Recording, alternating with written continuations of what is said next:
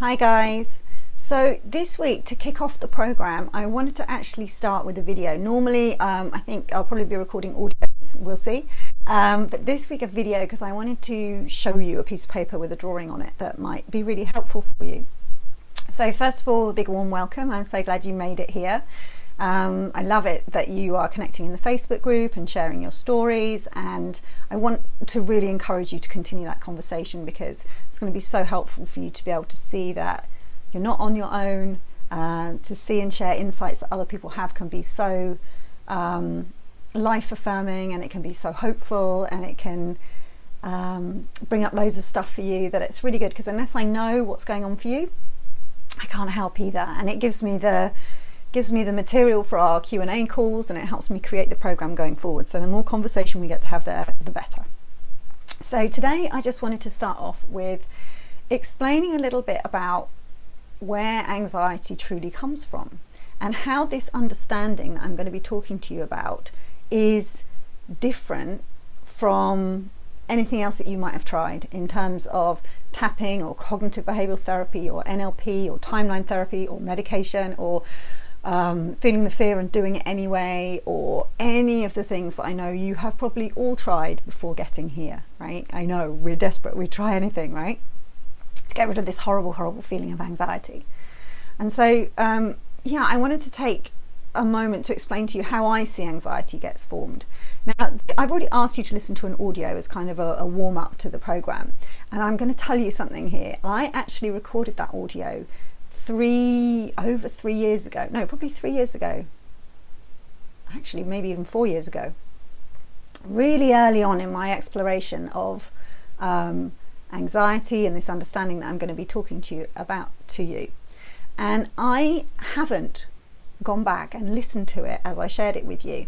And that's because, for two reasons. Firstly, I know that it's impactful for people because as I've shared it over the last 4 years, nearly everybody that's heard it's been touched and reached out to me and said, finally somebody who gets me, they understand where I am. And secondly, so I knew it was going to do its job. And secondly, like 4 years further on, and it is 4 years now actually, 4 years further on, and my understanding has deepened so much more than it was in that audio.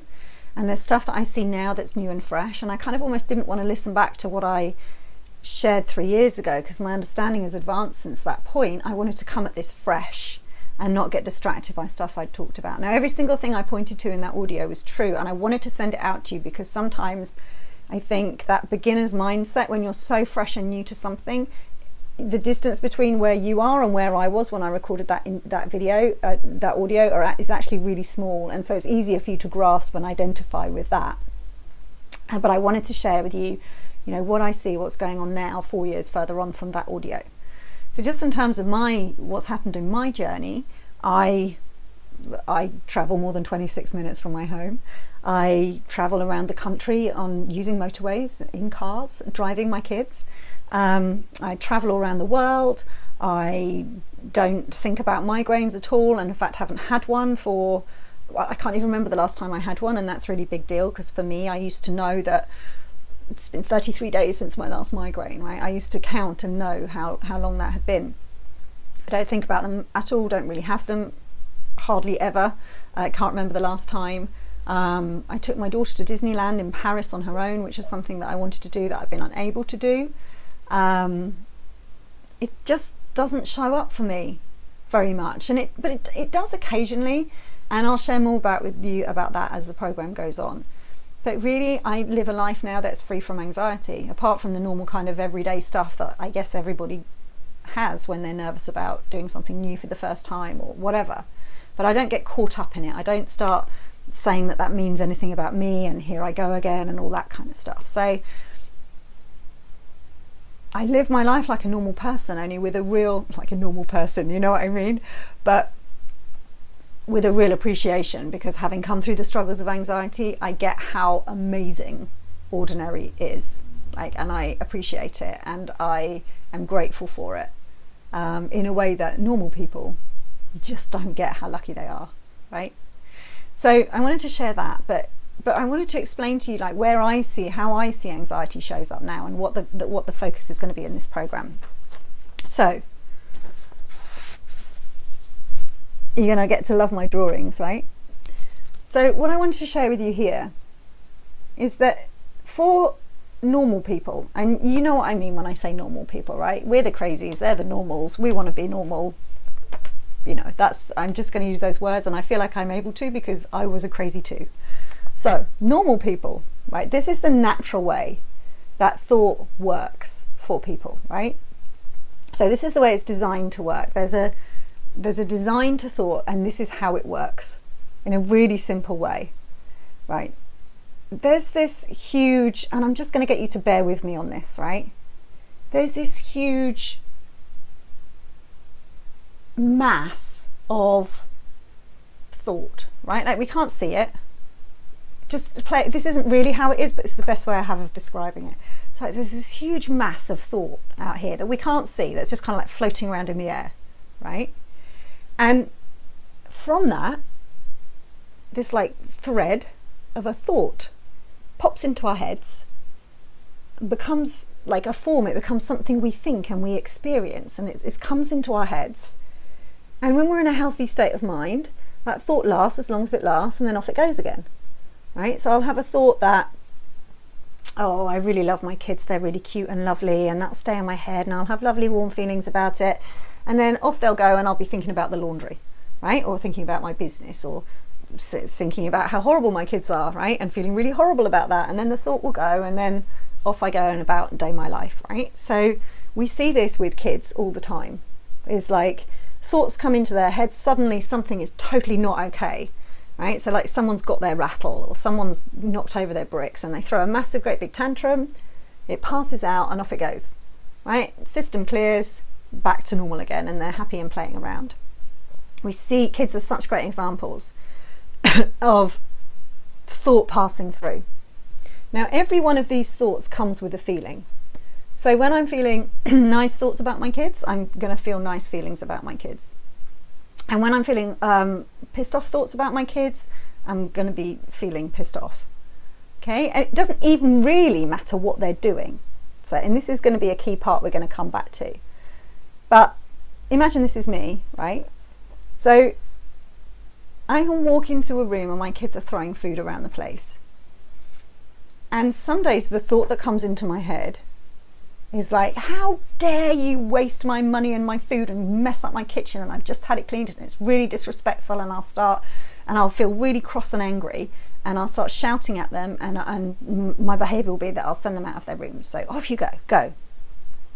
And sometimes I'll walk into the kitchen and the thought that lands into my head is, wow, my kids are really cute, aren't they really sweet? This is really funny that they're doing this, and I might join in, right? Like I might find it humorous and funny and join in and start throwing food as well. So it doesn't even necessarily matter what's going on in the outside world. My thoughts come in, I have feelings that are the flip side of that, whatever thought I'm having in the moment, and then off they go again. And this is the natural way that thought works. It comes from this nothing, doesn't exist anywhere, pops into my head, I experience it, and off it goes again. Right? That's the natural flow of thought. Now, this is just the way I see it. But with anxiety, this is what I see that happens, right? So a thought pops into our heads again from this formless mass of thought. This thought pops into our head. And for whatever reason, we're hypersensitive. Well, okay, we'll come back to like why the anxiety originally started in the first place, but to be honest, it's not really relevant to this conversation. I want to talk about where we are today. So a thought pops into our heads, and we're hypersensitive to any thought that might be remotely anxious or worrying to us, right? Because we're attuned to watch out for those ones. So for me, I would have a lot of worries about migraines.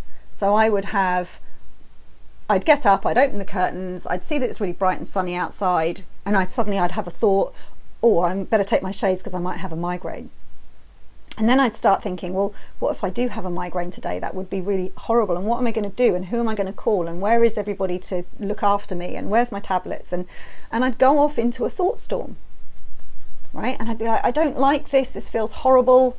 This always happens to me. Why can't I just have a normal life? All that stuff, right? And all of that has feelings associated with it, right? Every thought of, like, you can hear the kind of the panic, the fear. And when we start thinking those thoughts, our palms start sweating, our heart starts racing, or we get short of breath, we might find it hard to catch our breath, we might have a full-on panic attack, we might get a migraine, whatever your symptoms are that come up in terms of the feelings and the way that you feel anxiety, that comes up as a result of the thought that you're having, right? Anyone else, the normal people, right, they open the curtains, they see bright sunlight outside, and they go, oh, best get my shades. And the thought goes, right? That's it, lucky bastards. They just get to walk around the rest of the day without having a second thought about it. Me, on the other hand, in the old days, sitting here having a massive thought panic attack about it all, feeling dreadful as a result of the thinking that I'm having. And the behaviours that come from that are making sure I've got my medication, making sure I've got someone on speed dial, not going too far from the house, changing my plans for the day, right? My behaviours come as a result of the thoughts that I'm having. The other people didn't have any of those thoughts. They don't have to do any of those behaviours, right, to keep themselves safe. Lucky them, right? Now, the other thing that happens there is that we're like, oh my God, what caused that, right? I feel dreadful. I feel truly awful. It feels, and we all know what it feels like. We know how horrible and scary the feeling is. We get scared of the feelings, right? And so we try and work out, well, what the hell was that? Like, I need to know what caused that. Because if I know what caused it, I can make sure that I don't go there, it doesn't happen, and I don't have to face that feeling again because it feels so scary and horrible. And so we start to create rules for ourselves, right? So it must be when I go 27 minutes from the house. It must be when I don't have my medication with me. It must be when I leave the room. It must be when I see that person, that triggers it in me, because it happened when I was around him, so it's got to be me. Because we think that the world works, that things happen in the world outside us and it creates a feeling in us. We're like passive recipients of what's going on in the world outside us. So if motorways cause me fear, then I should avoid motorways because they're obviously triggering it. Because when I'm not on a motorway, I'm fine. And when I am on a motorway, I'm not. So it's got to be motorways because that's the way the world works. Something happens outside, it causes me fear. And we're going to come back to that, a kind of misunderstanding of that, probably next week, because it's a pretty key part. All right, but this is, all I wanted to do is describe how it happens. So then we get feelings associated with, well, how did that happen? And the searching and the quest for setting up all the rules and then managing the behaviours, right? So now we start living our lives according to the rules to make sure that we never go outside the boundaries so the fear never comes back. And what happens over time is our world gets smaller and smaller and smaller and smaller, right? Because there become less things that we're able to do without the fear coming back. And essentially anxiety is a fear of those feelings, right? I'll do whatever it takes to make sure those feelings come back because I'm scared of them, right? And that's what I'm doing at the moment, is just describing anxiety. Now there are people who are coming to this program with different levels of understanding about the understanding that I'm going to be talking about that's really helped me get through anxiety. So for some of you arriving here, this is the first time you've ever heard about this understanding thing. You're also going to hear me talk about it as the 3 principles. And for some of you, it's the very first time that you've ever heard of this thing. And so what probably happens for you is that thought comes into your head. Well, in fact, you don't even see that bit. All you feel is massive scary feelings, massive scary feelings. I might know why, I might not know why, but I need to sort this out. And that is what happens, and that's what I need to get rid of. And I need to change these behaviours. So your focus is all about, how do I change the behaviours? How do I change the feelings? Right? And that is what things like cognitive behavioural therapy, not so much CBT, but yeah, the CBT where you have to kind of, you know, keep going a bit further and keep going a bit further and monitoring your feelings on a scale of 1 to 10 and all this kind of thing, right?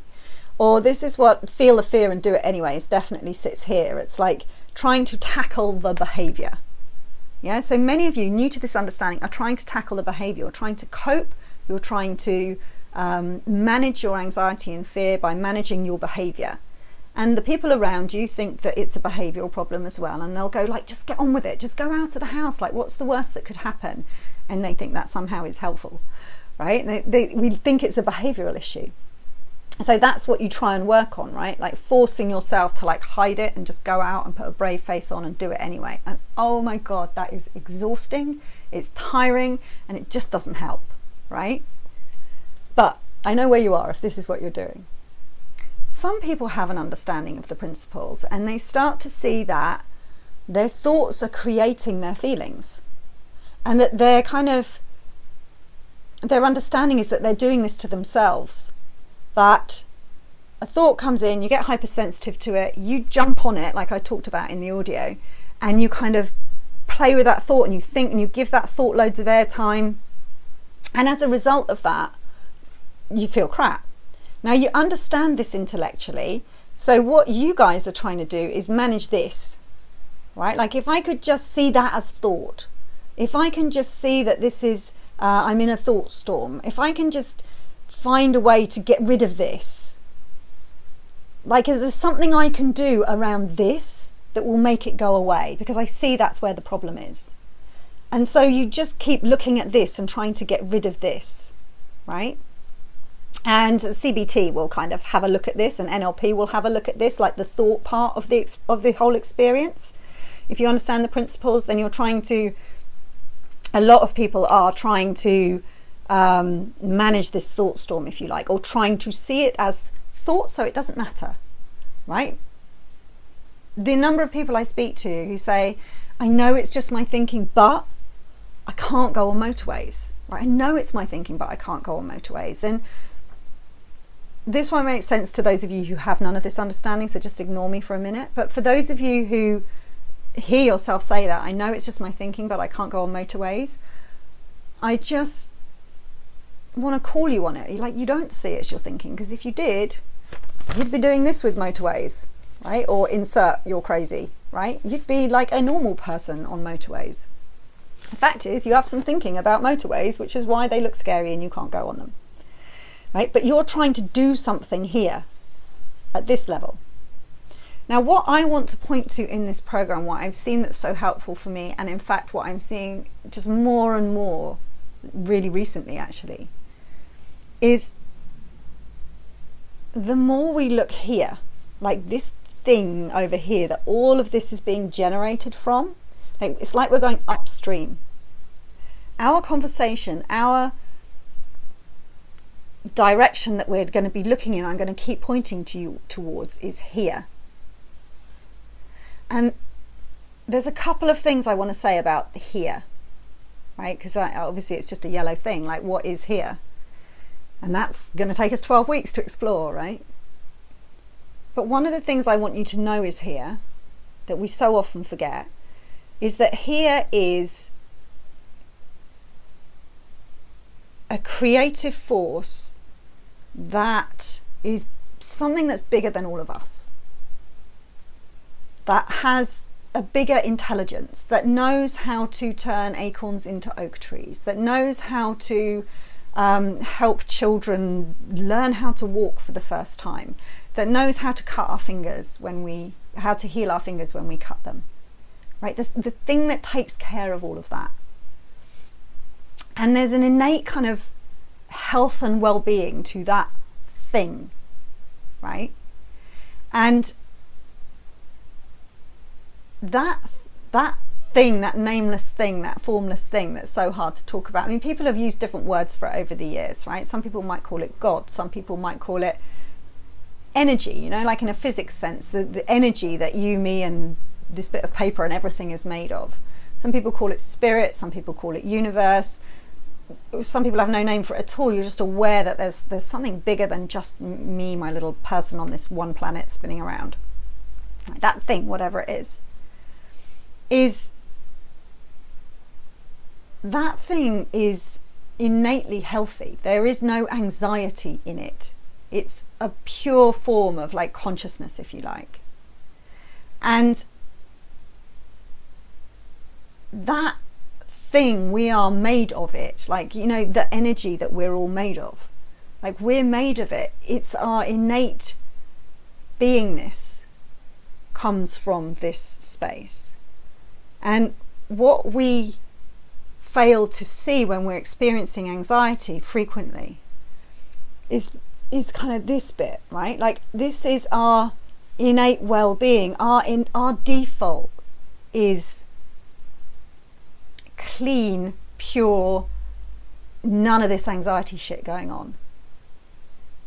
When I had anxiety, and I probably talked about this in the audio, I felt like that peace of mind, that clearness, that not having this burdened mind all the time.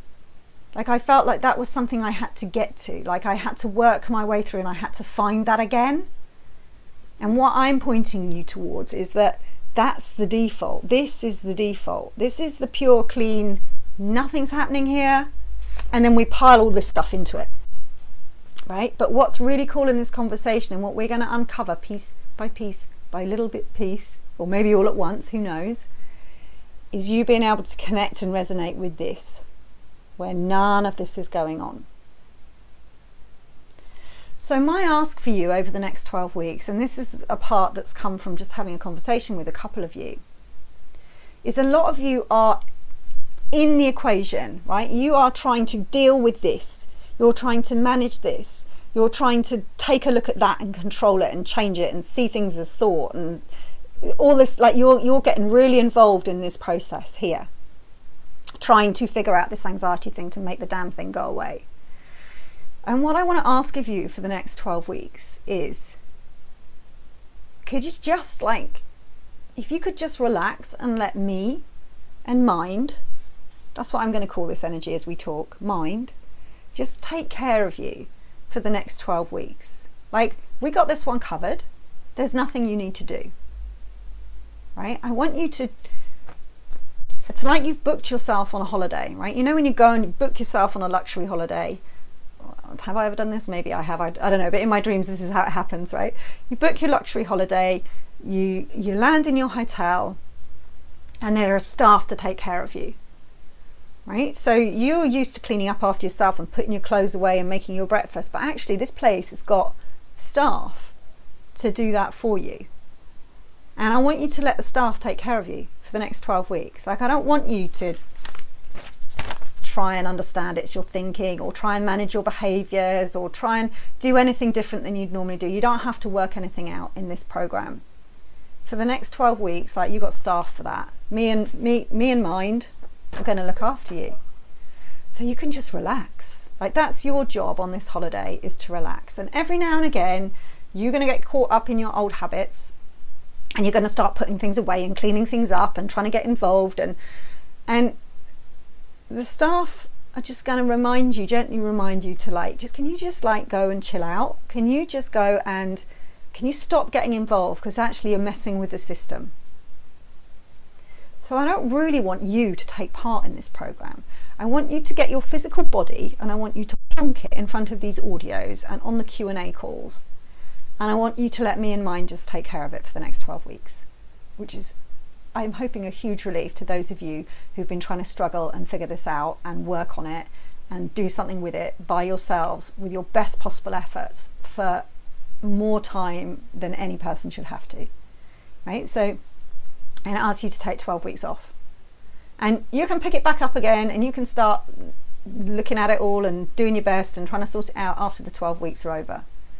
But for now, I want you to let us take care of it. So that's what I just want to start the program with. I hope this has been helpful and interesting. And I'd love you to post in the Facebook group and let me know just what is helpful, what have you heard, what are you seeing, what are your yeah buts. They're so useful to me. And you know, there's a responsibility you have by beta testing this program, and that's, like, give me feedback, positive, negative. I hate it, I don't understand what you're saying, I love it, I'm seeing this. All of it. I need all of it, because the things that I have seen in this conversation have